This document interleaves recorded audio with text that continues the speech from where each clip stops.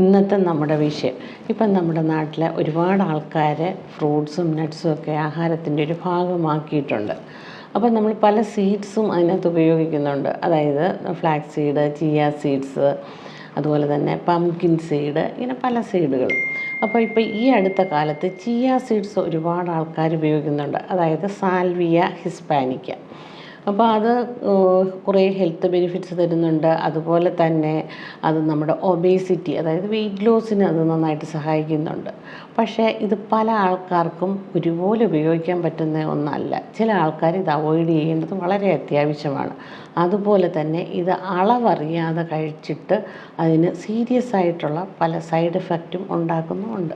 അപ്പോൾ തീർച്ചയായിട്ടും ഇന്ന് നമുക്ക് അതിൻ്റെ ഡീറ്റെയിൽസ് എന്തൊക്കെയാണെന്ന് നോക്കാം. അപ്പം ചിയ സീഡ് പൊതുവേ ഒരു ജെല്ല് രൂപത്തിലാവും, വെള്ളത്തിലാക്കി കുതിർത്ത് കഴിയുമ്പോഴത്തേക്കിന്. അപ്പോൾ അത് നമ്മൾ സ്മൂത്തീസിലും ജ്യൂസസിലും ഒക്കെ ചേർത്ത് കഴിക്കുമ്പോൾ ഒരു പ്രത്യേക ടേസ്റ്റ് തന്നെയാണ്. പക്ഷേ ഇത് ഹൈ ബി പി ഉള്ളവർ, അതുപോലെ ലോ ബി പി ഉള്ളവർ ഒക്കെ കഴിക്കുമ്പോൾ വളരെയധികം ശ്രദ്ധിക്കേണ്ടത് അത്യാവശ്യമാണ്.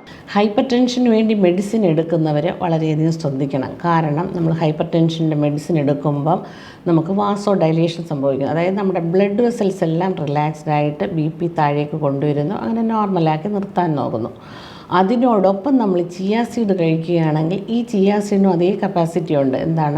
നമ്മൾക്ക് നമ്മുടെ ബ്ലഡ് വെസൽസൊക്കെ റിലാക്സ്ഡ് ആക്കാനുള്ള. അപ്പം ബി പി വീണ്ടും ഡൗൺ ആകുന്നു. അപ്പോൾ ഒരു ഡിസ്നെസ് ഫീൽ ചെയ്യുന്നു, ഫെയിൻറ്റ് ചെയ്യുന്നു, ആകെ ഒരു വിഷമത്തിലേക്ക് പോകുന്നു. ഇതേപോലെ തന്നെയാണ് ലോ ബി പി ഉള്ളവർക്കും ഇതേ അവസ്ഥയുണ്ടാകുന്നു. അപ്പോൾ ചിലർ ഫെയിൻറ്റ് ആകുന്നുണ്ട്. അതായത് ലോ ബി പി വന്നിട്ട് മറിഞ്ഞു വീഴുന്ന സ്ഥലം വളരെ അപകടകരമായ അവസ്ഥയിലാണെങ്കിൽ ഇഞ്ചുറിയൊക്കെ പറ്റി അത് സീരിയസ് ആകാനുള്ള സാധ്യത വളരെ കൂടുതലാണ്. ചിയ സീഡിൽ മഗ്നീഷ്യം കൂടുതലായിട്ടുണ്ട്. അത് നമ്മുടെ ഹാർട്ടിൻ്റെ ഹെൽത്തിന് വളരെ നല്ലതാണ്. പക്ഷേ ഇത് കൂടുതൽ അളവിൽ കഴിച്ചു കഴിഞ്ഞാൽ നമ്മുടെ നെർവ് ഫങ്ഷനെ എഫക്റ്റ് ചെയ്യും. അതുപോലെ തന്നെ മസിൽസ് എല്ലാം റിലാക്സ്ഡ് ആവും. അപ്പോൾ അങ്ങനെ ഒരു അവസ്ഥയിൽ സ്ലാഗിഷ് സർക്കുലേഷൻ സംഭവിക്കും. അതായത് വേണ്ടത്ര വൈറ്റൽ ഓർഗൻസിലേക്ക് ബ്ലഡ് ഫ്ലോ കറക്റ്റായിട്ട് കിട്ടുകയില്ല. അപ്പോൾ നമുക്ക് ആ ഡിസ്നെസ് ഫീൽ ചെയ്യുന്നു. അതുപോലെ ബ്രെയിൻ ഫോഗ് എന്ന് പറയുന്നു. ഈ സർക്കുലേഷൻ ബ്രെയിനിലേക്ക് നേരെ ചെന്നില്ലെങ്കിൽ പെട്ടെന്ന് നമുക്കൊന്നും ഡിസ്നെസ് വരുന്നു, ഒന്നിലും കോൺസെൻട്രേറ്റ് ചെയ്യാൻ പറ്റുന്നില്ല. ഇത്തരം അവസ്ഥകളൊക്കെ ഉണ്ടാകും.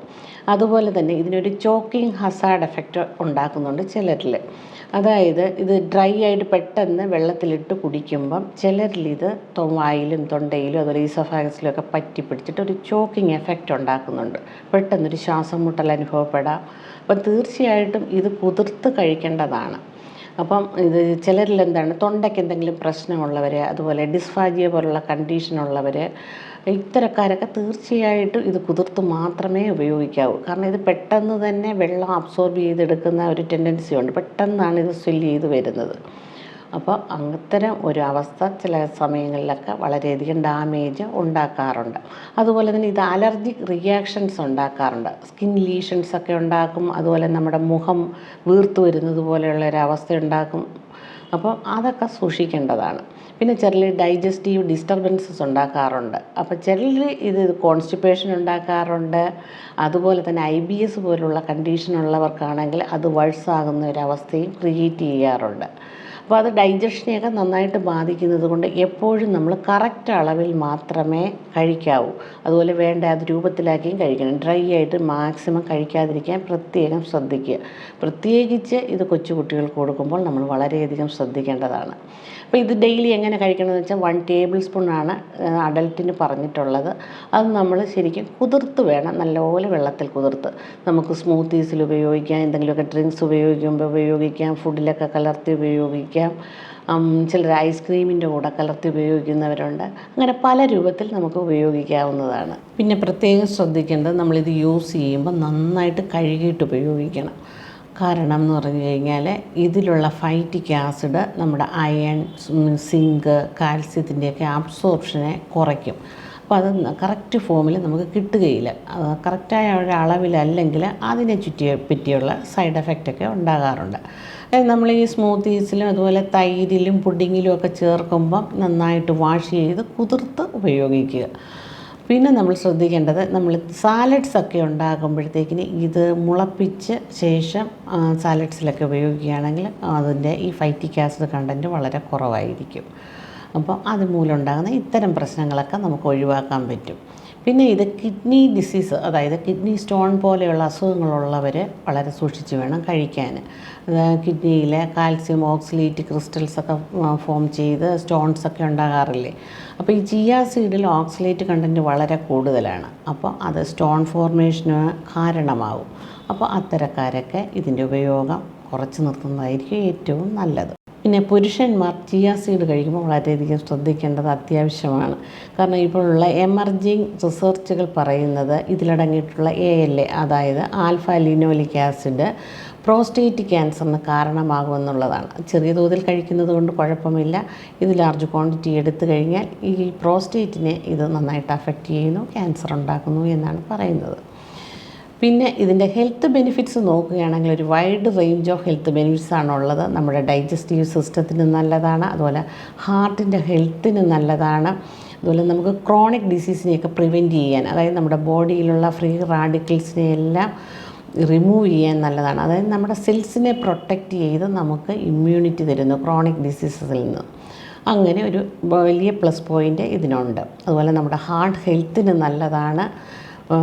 മൊത്തത്തിൽ ഒരു വെയ്റ്റ് മാനേജ്മെൻറ്റിനും ഇത് ഉപയോഗിക്കാറുണ്ട്. അതായത് ഒബേസിറ്റി ഉള്ളവർ ഡെയിലി ഈ ചെറിയ തോതിൽ എടുത്തു കഴിഞ്ഞാൽ ആ ഒരു വെയ്റ്റ് നന്നായിട്ട് കുറഞ്ഞു വരുന്നതായിട്ടാണ് കാണിക്കുന്നത്. പിന്നെ ഹൈപ്പർ തൈറോയിഡിസം ഉള്ളവർ ഹോർമോൺ കറക്ഷന് വേണ്ടി ചിയ സീഡ് ചെറിയ തോതിൽ ഉപയോഗിക്കുന്നത് വളരെ നല്ലതാണ്. പിന്നെ ഇതിലടങ്ങിയിട്ടുള്ള കാൽസ്യവും പ്രോട്ടീനും മഗ്നീഷ്യവും അതുപോലെ ഫൈബറും ഒക്കെ നമ്മുടെ ഹെൽത്തിന് ഏറ്റവും അധികം നല്ലതാണ് ചെറിയ തോതിൽ കഴിച്ചു കഴിഞ്ഞാൽ. അപ്പോൾ നമുക്കിപ്പോൾ ഒരു ദിവസം നല്ല ക്ഷീണം അനുഭവപ്പെടുന്നു. അപ്പോൾ ഇത് സ്വല്പം കുതിർത്തത് ഒരു ഗ്ലാസ് പാലിലോ തൈരിലോ അതുപോലെ എന്തെങ്കിലും സ്മൂത്തിയുടെ കൂടെയൊക്കെ ചേർത്ത് കഴിക്കുകയാണെങ്കിൽ പെട്ടെന്ന് തന്നെ നമുക്ക് നല്ല ക്ഷീണം മാറി നല്ല എനർജി ലെവൽ കിട്ടും. പിന്നെ ഇതിലടങ്ങിയിട്ടുള്ള ഈ ഫൈബേഴ്സും പ്രോട്ടീനും ഒക്കെ വെയിറ്റ് ലോസിന് നന്നായിട്ട് സഹായിക്കും. കാരണം എന്ന് വെച്ച് കഴിഞ്ഞാൽ ഇത് കുതിർത്ത് നമ്മളൊരു ഗ്ലാസ് ഇങ്ങനെ കഴിച്ച് കഴിഞ്ഞാൽ പിന്നെ വിശപ്പേ ഉണ്ടാകുകയില്ല, നമ്മൾ അധികം ഫുഡ് കഴിക്കുകയില്ല. അങ്ങനെ നമ്മുടെ വെയിറ്റ് മാനേജ്മെൻറ്റിന് ഇത് നന്നായിട്ട് സഹായിക്കും. അതുപോലെ നമ്മുടെ ബോൺ ഹെൽത്തിന് വളരെ നല്ലതാണ്. അതുപോലെ തന്നെ ഇത് മൊത്തത്തിൽ കഴിച്ച് കഴിഞ്ഞാൽ നമ്മുടെ ഇമ്മ്യൂണിറ്റി ലെവൽ നന്നായിട്ട് ഡെവലപ്പ് ചെയ്ത് കൊണ്ടുവരാൻ നമുക്ക് പറ്റും. അപ്പോൾ ഞാൻ പറഞ്ഞല്ലോ, എടുക്കേണ്ട അളവിൽ വേണ്ട രീതിയിൽ കഴിക്കുകയാണെങ്കിൽ എന്തുകൊണ്ടും ചിയ സീഡും നല്ലതാണ്. ഇനി നമുക്ക് ഈ ചിയ സീഡിൽ എന്തൊക്കെയാണ് ന്യൂട്രിയൻസ് അടങ്ങിയിട്ടുള്ളതെന്ന് നോക്കാം. ഏകദേശം ഒരു 1 ounce എടുക്കുകയാണെങ്കിൽ, അതായത് 28.35 grams നമുക്ക് 138 കലോറീസ് കിട്ടും. അതുപോലെ പ്രോട്ടീൻ 4.7 grams, കാർബ്സ് 11.9 grams, അതുപോലെ ഫൈബർ 9.8 grams ഉണ്ട്, ഷുഗർ 0 ആണ്, ഫാറ്റ് 8.7 grams അടങ്ങിയിട്ടുണ്ട്. അതുപോലെ omega-3 ഉണ്ട്, അത് 5 grams ഉണ്ട്, omega-6 1.7 grams അടങ്ങിയിട്ടുണ്ട്. Plant based omega-3 fatty acids അടങ്ങിയ ചിയ സീഡ് എന്തുകൊണ്ടും നമ്മുടെ ഹെൽത്തിന് നല്ലതാണ് ചെറിയ തോതിൽ എടുത്തു കഴിഞ്ഞാൽ.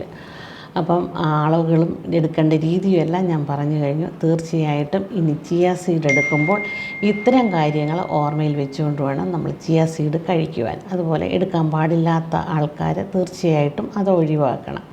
അപ്പോൾ ഇന്ന് ഞാൻ ഈ സംസാരിച്ച വിഷയം എല്ലാവർക്കും ഇഷ്ടപ്പെട്ടു കാണുമെന്ന് വിചാരിക്കുന്നു. വിലയേറിയ അഭിപ്രായങ്ങൾ കമൻറ്റ് ബോക്സിലിടണം. വീണ്ടും കാണാം മറ്റൊരു വിഷയവുമായി നെക്സ്റ്റ് വ്ലോഗ്.